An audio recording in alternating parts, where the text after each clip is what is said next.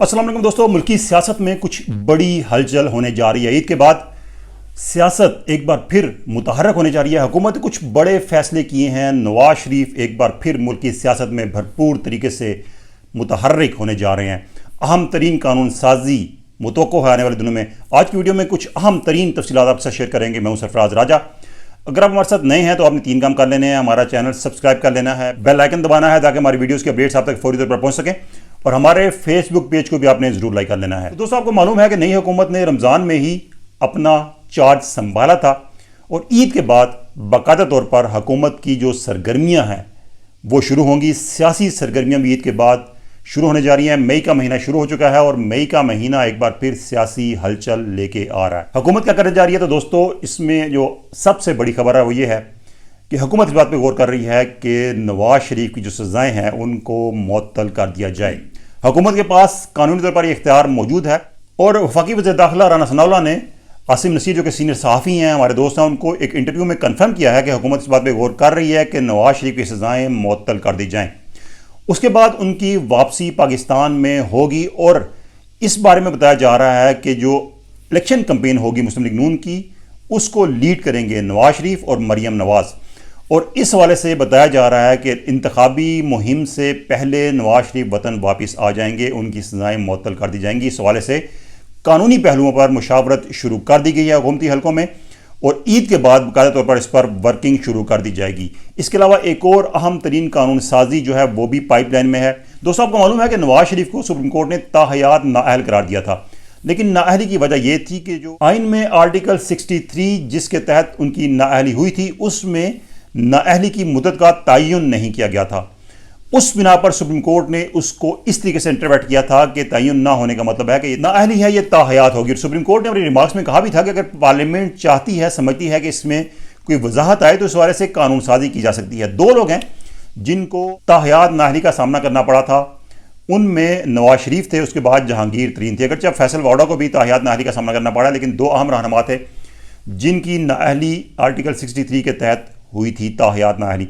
अब जो election reforms पे हुकूमत काम कर रही है, तमाम बातों को साथ मिला के पार्लियामेंट के अंदर, और इस वाले से पार्लियामेंट जो ईद के फ़ौरन बाद इस पर काम शुरू कर देगी। इसमें एक सिंपल सी एक तरमीम करनी है। वो ये करनी है कि आर्टिकल 63 में जो नाअहली है उसकी मुद्दत का तयन कर देना है। पाकिस्तान में कोई भी रुकन जिसको सज़ा होती है वो 5 साल के लिए नाअहल होता है, लेकिन आर्टिकल 63 के तहत नाअहली की मुद्दत का तयन नहीं है, जिसकी बिना पर सुप्रीम कोर्ट ने इसकी नाअहली की तशरीह ताहयात नाअहली की सूरत में की है। अब अगर इसमें जो नाअहली की मुद्दत है उसको मेंशन कर दिया जाता है तो उसके बाद यकीनी तौर पर नवाज शरीफ और जहांगीर तरीन अहल हो जाएंगे इंतखाबात लड़ने के लिए।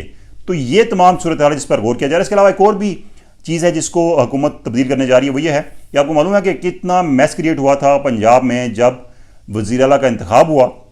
हमजा शहबाज वज़ीर आला मुंतखब हो गए, लेकिन गवर्नर उनका हल्फ लेने को तैयार नहीं थे और उसकी बिना पर यह मामला काफ़ी लटका रहा।